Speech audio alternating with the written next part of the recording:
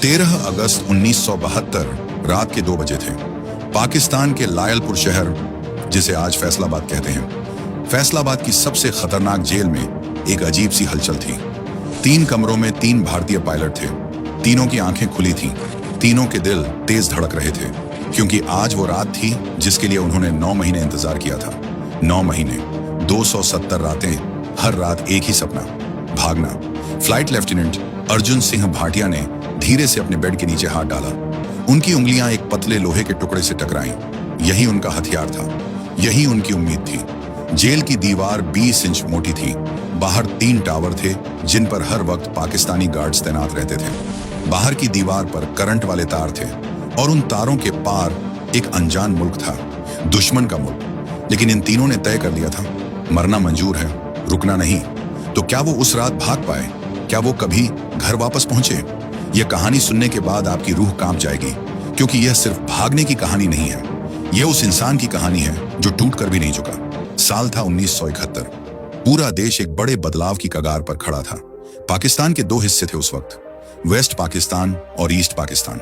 लेकिन ईस्ट पाकिस्तान में, जो आज बांग्लादेश है, पाकिस्तानी फौज ने जो जुल्म किए उसे याद करके आज भी इंसानियत शर्मिंदा होती है।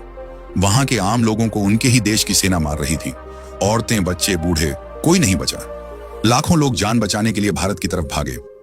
भारत ने जब उन बेघर लोगों की मदद करने का फैसला किया तो पाकिस्तान को इतना गुस्सा आया कि 3 दिसंबर 1971 की शाम को उसने बिना किसी चेतावनी के भारत के 11 एयरबेस पर बम गिरा दिए। बस उसी पल भारत ने भी ऐलान कर दिया, अब जंग होगी। और उस जंग में भारतीय वायुसेना के पायलटों ने आसमान में ऐसे कहर बरसाया कि पाकिस्तान की नींद उड़ गई। लेकिन आसमान में हर लड़ाई एक तरफा नहीं होती। कभी कभी दुश्मन की गोली भी निशाने पर लग जाती है, और जब कोई पायलट दुश्मन की जमीन पर गिरता है तो उसकी असली परीक्षा शुरू होती है। ऐसे ही 3 पायलटों की कहानी है यह। पहले pilot flight lieutenant Arjun Singh Bhatia. Arjun Singh Bhatia को सब अर्जी कहते थे। लंबे कद के, तीखे नैन नक्श वाले, हंसी उनके चेहरे पर हमेशा रहती थी। लेकिन जब वो कॉकपिट में बैठते थे तो वो हंसी एक खतरनाक सन्नाटे में बदल जाती थी। 5 दिसंबर 1971 भाटिया अपना मिग 21 लेकर निकले थे। मिशन था पाकिस्तान के सरगोधा के पास एक रडार स्टेशन को तबाह करना। यह रडार स्टेशन भारतीय विमानों को ट्रैक करता था और उन पर मिसाइल दागता था। इसे खत्म करना जरूरी था। भाटिया ने जैसे ही रडार स्टेशन पर हमला किया, नीचे से एंटी एयरक्राफ्ट गनों ने फायरिंग शुरू कर दी। एक गोला सीधे उनके इंजन से जा टकराया। जेट धुएं में लपट गया। भाटिया के पास वक्त नहीं था। उन्होंने इजेक्ट का बटन दबाया और पैराशूट के साथ आसमान से नीचे आने लगे। लेकिन जैसे ही उनके पैर जमीन पर पड़े, उन्होंने देखा चारों तरफ से भीड़ आ रही है। भाटिया ने भागने की कोशिश की, लेकिन पैराशूट के तार उनके पैरों में उलझ गए, गिर गए। भीड़ ने उन्हें घेर लिया, मारपीट हुई, कपड़े फटे, लेकिन पाकिस्तानी फौज समय पर पहुंच गई। इसे मत मारो, ये जिंदा काम का है। उन्हें उठाकर एक अंधेरे कमरे में ले जाया गया। वहां शुरू हुई पूछताछ। पूछताछ नहीं, असल में टॉर्चर। 3 दिन तक भाटिया को सोने नहीं दिया गया। 3 दिन तक उन्हें खाना नहीं दिया गया, लेकिन उन्होंने मुंह नहीं खोला। दूसरे pilot flight lieutenant Vikram Rane Mumbai के थे। समंदर किनारे पले बढ़े, इसीलिए उनकी आंखों में एक दूर तक देखने वाली चमक थी। 7 दिसंबर 1971 को राणे अपना सुखोई लेकर निकले थे। मिशन था पाकिस्तान की एक सप्लाई लाइन काटना। वो एक पुल था जिससे पाकिस्तानी फौज को गोला बारूद और खाना पहुंचता था। राणे ने पुल पर हमला किया। पुल तबाह हो गया, लेकिन वापसी में दुश्मन के 2 F-86 सेबर जेट उनका पीछा करने लगे। राणे तेज थे, तेज और चालाक। उन्होंने एक तीखा मोड़ लिया। एक सेबर उनका पीछा नहीं कर पाया, लेकिन दूसरे सेबर ने मिसाइल दाग दी। मिसाइल ने उनके जेट की पूंछ पकड़ ली। राणे ने इजेक्ट किया। वो गिरे एक गांव के पास। गांव वालों ने उन्हें पकड़ा और पाकिस्तानी फौज को सौंप दिया। राणे के साथ सबसे पहले जो हुआ वो था अकेलापन। उन्हें 3 हफ्ते एक ऐसी कोठरी में रखा गया जिसमें कोई खिड़की नहीं थी। दिन रात का पता नहीं, बाहर की दुनिया का पता नहीं, सिर्फ अंधेरा और दीवारें। लेकिन राणे टूटे नहीं। उन्होंने दीवारों पर उंगली से दिन गिनने लगे। हर दिन एक खरोंच, जैसे कह रहे हों, मैं हूं, मैं यहां हूं। तीसरे pilot flight lieutenant Devendra Chauhan Rajasthan के थे। रेगिस्तान में पले होने की वजह से उनके अंदर एक अजीब सा धैर्य था। जहां दूसरे घबरा जाते, वहां चौहान शांत रहते। 12 दिसंबर 1971 चौहान का मिशन था एक खास पाकिस्तानी बंकर को तबाह करना। वो बंकर जमीन के अंदर था, बहुत गहरा। चौहान को बिल्कुल सही समय पर बिल्कुल सही कोण से बम गिराना था। उन्होंने 2 बार चक्कर लगाया, तीसरी बार वो नीचे आए और बम गिराया। बंकर उड़ गया, लेकिन उसी वक्त एंटी एयरक्राफ्ट गन से निकला एक टुकड़ा उनके कॉकपिट के शीशे से घुसा और उनके बाएं कंधे में जा धंसा। दर्द इतना तेज था कि आंखें धुंधला गईं, लेकिन चौहान ने हाथ नहीं हटाया। उन्होंने जेट को वापस मोड़ने की कोशिश की, लेकिन इंजन ने साथ नहीं दिया। इजेक्ट। चौहान एक नहर के पास गिरे। कंधे में चोट थी, चलना मुश्किल था। पाकिस्तानी सैनिकों ने उन्हें आधे घंटे में ढूंढ निकाला। उन्हें जब अस्पताल ले गए तो पाकिस्तानी डॉक्टर को आदेश था, चोट का इलाज करो, लेकिन इतना ही करो कि मर न जाए, इससे ज्यादा नहीं। चौहान का कंधा ठीक से नहीं जुड़ा। महीनों तक दर्द रहा, लेकिन चौहान ने एक आंसू नहीं बहाया, एक आह नहीं निकाली। धीरे धीरे तीनों एक जगह पहुंचे, लायलपुर का पीओडब्ल्यू कैंप। यह कोई आम जेल नहीं थी। यह जेल खास तौर पर पीओडब्ल्यू यानी प्रिजनर ऑफ वॉर के लिए बनी थी। यहाँ की दीवारें 20 इंच मोटी थीं। हर सेल में एक बल्ब था जो 24 घंटे जलता रहता था, ताकि कैदी अंधेरे में कुछ कर ना पाएं। हर 2 घंटे पर गार्ड्स राउंड लेते थे। बाहर की तरफ एक और दीवार थी, 15 फीट ऊंची, और उस दीवार पर करंट वाले तार। कुल मिलाकर यह एक ऐसी जगह थी जहां से भागना नामुमकिन था। लेकिन जब 25 दिसंबर 1971 को खबर आई कि पाकिस्तान ने सरेंडर कर दिया है और भारत जंग जीत गया है, तो सभी कैदियों की आंखों में चमक आ गई। अब तो जल्दी घर जाएंगे। लेकिन दिन बीतते गए, हफ्ते बीत गए, महीने बीत गए, कोई नहीं आया। राजनीति के पेच में उनकी रिहाई अटकी पड़ी थी। एक रात अर्जुन सिंह भाटिया ने धीरे से कहा, यार, अगर हम खुद नहीं निकले तो शायद सालों लग जाएंगे। राणे ने पूछा, क्या मतलब? भाटिया ने एक लंबी सांस ली और कहा, मतलब साफ है, हम भागेंगे। कमरे में सन्नाटा छा गया। चौहान ने खिड़की से बाहर देखा, गार्ड का साया दिख रहा था। फिर उन्होंने भाटिया की तरफ देखा और धीरे से कहा, बताओ क्या सोचा है? उस रात वो तीनों सुबह तक बात करते रहे, और सुबह तक एक बात तय हो गई थी, यह तीनों भागेंगे या मरेंगे, बीच का कोई रास्ता नहीं। सबसे पहली जरूरत थी जानकारी, जेल का नक्शा, बाहर के रास्ते, बॉर्डर कहां है, अफगानिस्तान कितनी दूर है। इसके लिए उन्हें जेल के कमांडर मेजर इकराम उल्लाह का भरोसा जीतना था। मेजर इकराम उल्लाह पढ़ा लिखा आदमी था। उसे इतिहास और भूगोल का बहुत शौक था। भाटिया ने यह कमजोरी पकड़ी। वो रोज उससे बातें करने लगे, मुगल इतिहास पर, भारत पाक के बंटवारे पर, सिंधु सभ्यता पर। धीरे धीरे मेजर को लगा कि यह पायलट बहुत शरीफ और पढ़ा लिखा है, यह कभी भागने की कोशिश नहीं करेगा। इसी भरोसे का फायदा उठाकर एक दिन भाटिया ने कहा, मेजर साहब, क्या हमें पढ़ने के लिए कुछ किताबें मिल सकती हैं? और एक नक्शा, हम यहाँ बैठे बैठे इतिहास पढ़ना चाहते हैं। मेजर मुस्कुराया। उसने कहा, ठीक है।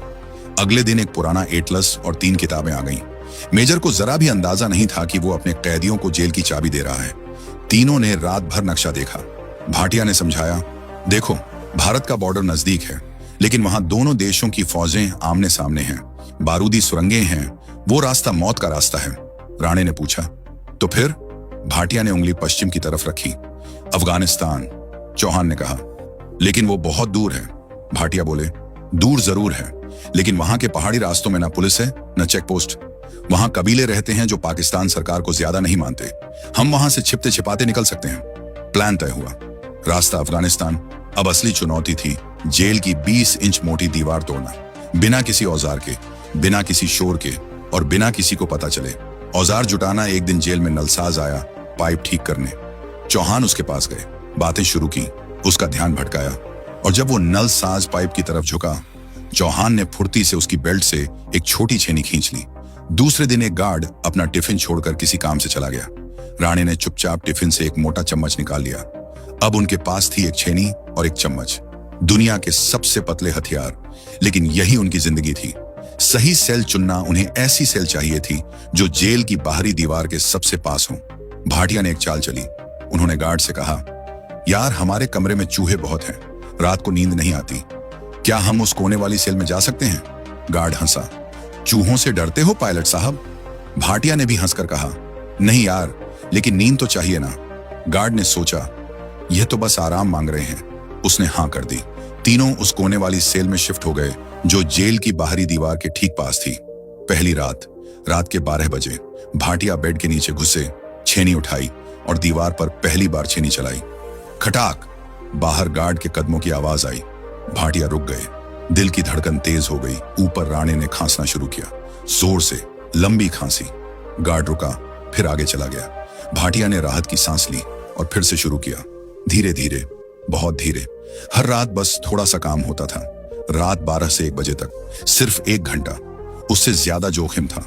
दीवार से जो धूल और मिट्टी निकलती थी उसे वो अपने कपड़ों में छिपाकर सुबह टॉयलेट में बहा देते थे। जो बड़े टुकड़े निकलते थे उन्हें तकिए के खोल में भरकर रखते थे। दिन में उस छेद को एक पुराने कपड़े से ढक देते थे, फिर उसके आगे अपनी लोहे की अलमारी खिसका देते थे। बाहर से देखने पर सब नॉर्मल लगता था, लेकिन अंदर आजादी का रास्ता बन रहा था। एक रात जब सब खत्म होते होते बचा, एक रात शायद तीसरे महीने की बात थी। राणे बेड के नीचे थे और दीवार खोद रहे थे। तभी सेल का दरवाजा खुला। रात के 12:30 बज रहे थे। एक गार्ड अचानक अंदर घुस आया। भाटिया और चौहान बेड पर लेटे हुए थे। गार्ड ने टॉर्च जलाई। यहां 3 हैं या 2? भाटिया ने सोने का नाटक किया, आंखें बंद। चौहान ने भी। गार्ड की टॉर्च घूमी, बेड पर 2। उसने बेड के नीचे टॉर्च मारी। एक पल के लिए सब रुक गया। राणे ने सांस रोक ली। टॉर्च की रोशनी उनके चेहरे के ठीक 1 इंच पास से गुजरी। गार्ड को धूल दिखी, लेकिन राणे नहीं दिखे। वो थोड़ा और अंदर घुसे हुए थे। गार्ड ने टॉर्च बंद की, बड़बड़ाया और चला गया। सेल का दरवाजा बंद हुआ, फिर एक लंबी चुप्पी। राणे धीरे धीरे बाहर निकले। तीनों की आंखें मिली। कोई कुछ नहीं बोला, कोई जरूरत नहीं थी। कंपास बनाना 1 महीने बाद उन्हें एहसास हुआ कि जेल से निकलने के बाद दिशा नहीं पता होगी। रात का अंधेरा होगा, अनजान जमीन होगी। बिना कंपास के वो रेगिस्तान में भटक जाएंगे। चौहान ज्योतिपांशिन, जो सबसे शांत दिमाग के थे, ने एक तरकीब सोची। उन्होंने एक सुई ढूंढी, जेल की सिलाई किट से। फिर एक छोटा सा चुंबक चाहिए था।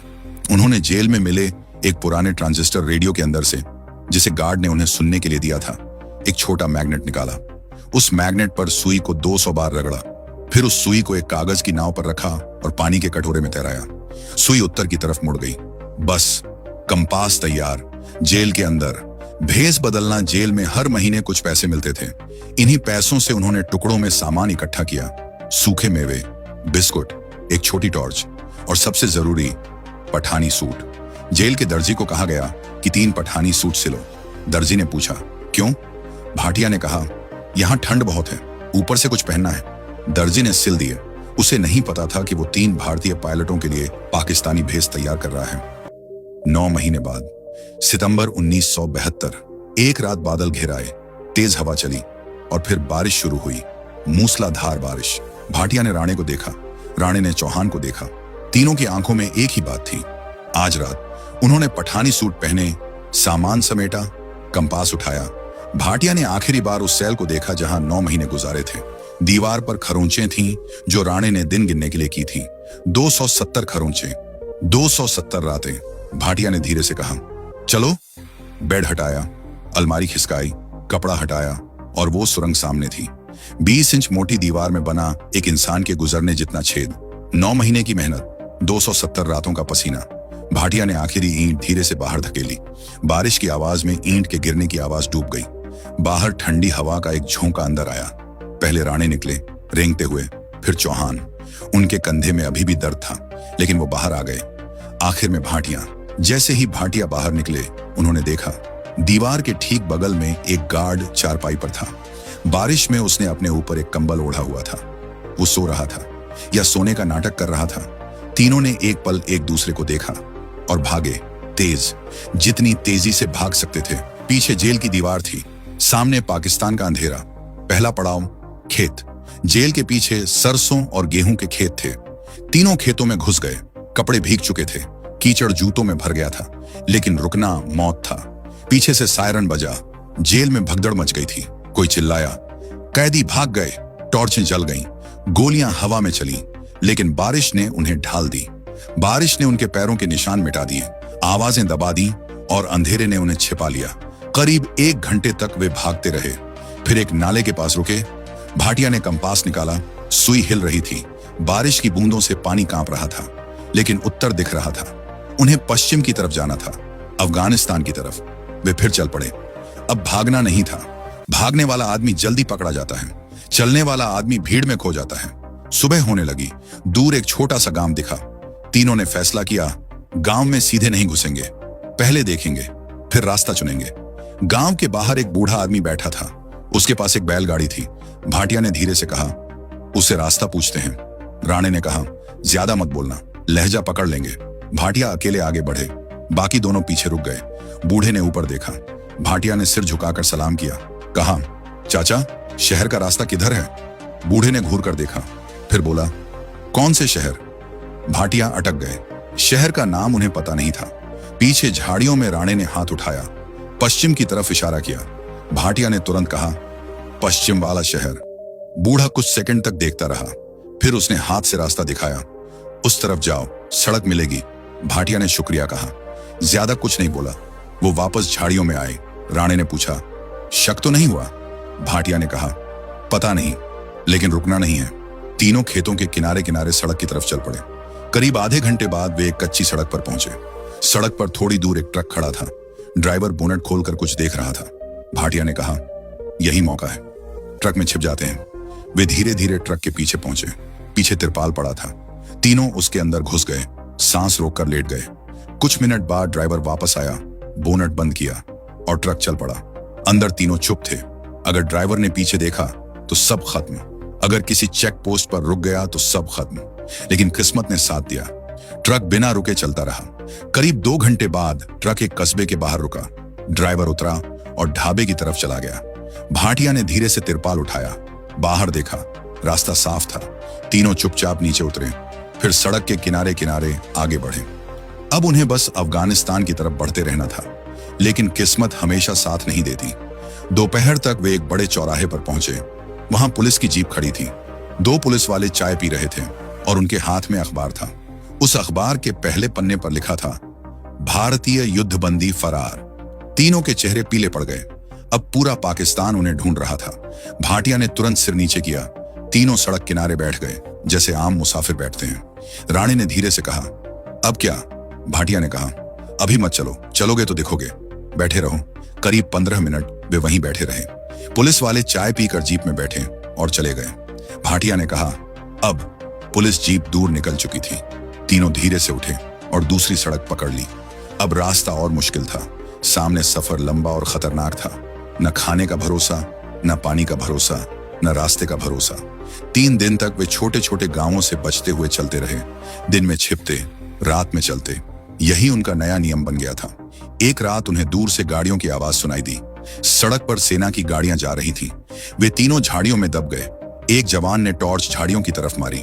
रोशनी उनके चेहरों के पास से गुजरी, लेकिन इस बार भी किस्मत ने साथ दिया। गाड़ियां आगे निकल गईं। रात का अंधेरा उनका सबसे बड़ा दोस्त था। जीटी रोड पर पहुंचकर उन्होंने एक ट्रक रोका। ड्राइवर ने पूछा, कहां जाना है? भाटिया ने पश्चिमी पंजाबी लहजे में कहा, पेशावर। ड्राइवर ने गौर से देखा, फिर सिर हिलाया, बैठो। सुबह वो पेशावर पहुंचे। वहां से लंडी कोतल, खैबर दर्रे के पास। अफगानिस्तान की सरहद बस कुछ किलोमीटर दूर थी। आजादी आंखों के सामने थी। लेकिन तभी गलती हुई। चौहान को बहुत प्यास लगी थी। एक चाय की दुकान पर रुके। एक आदमी ने उन्हें ध्यान से देखा।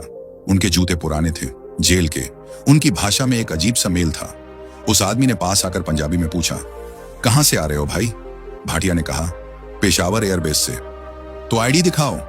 घर पर छूट गई। एयरफोर्स के आदमी का आईडी घर पर नहीं छूटता। पास में खड़े एक और आदमी ने चिल्लाया, पकड़ो इन्हें। भीड़ जमा हो गई। पाकिस्तानी पुलिस आ गई। तीनों के हाथ पकड़ लिए गए और आजादी से बस 7 किलोमीटर पहले उन्हें दोबारा जेल ले जाया गया। जब तीनों को वापस लाया गया तो जेल में सन्नाटा था। मेजर इकरामुल्लाह उन्हें देख रहा था। वो कुछ नहीं बोला, सिर्फ एक लंबी नजर डाली और चला गया। तीनों को 30 दिन की सॉलिटरी कन्फाइनमेंट दी गई, अलग अलग, अकेले। लेकिन एक बात हुई, उनकी इस कोशिश की खबर दुनिया में फैल गई। अंतरराष्ट्रीय रेड क्रॉस ने पाकिस्तान से सवाल पूछे।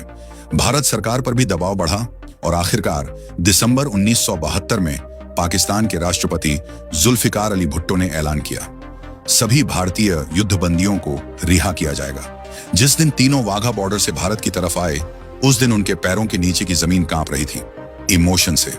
हजारों लोग तिरंगे लेकर खड़े थे। राणे की आंखों में आंसू आ गए। वो रोए नहीं, लेकिन उनकी आंखें बोल रही थीं जो जुबान नहीं कह सकती थी। चौहान ने जमीन को हाथ से छुआ। भाटिया ने आसमान की तरफ देखा और ऊपर नीला आसमान था। वही आसमान जिसमें उन्होंने उड़ना सीखा था, वही आसमान जो उनका घर था। दोस्तों, यह कहानी सिर्फ 3 पायलटों की नहीं है। यह कहानी उस जज्बे की है जो कहता है, दीवार कितनी भी मोटी हो, उम्मीद उससे भी मोटी होती है। 9 महीने, 270 रातें, 1 छेनी, 1 चम्मच और 3 इंसान। इन्होंने साबित किया कि अगर इरादा पक्का हो तो 20 इंच की दीवार कुछ नहीं होती। वो बॉर्डर पार नहीं कर पाए, लेकिन उन्होंने पाकिस्तान की सबसे सुरक्षित जेल को तोड़ दिया। दुनिया को बता दिया कि एक भारतीय सैनिक को कैद तो किया जा सकता है, लेकिन उसका हौसला कभी कैद नहीं होता। अगर यह कहानी आपके दिल तक पहुंची हो तो वीडियो को एक लाइक जरूर दें और चैनल को सब्सक्राइब करें ताकि ऐसे ही जांबाज हीरो की अनसुनी कहानियां आपके पास पहुंचती रहें। जय हिंद।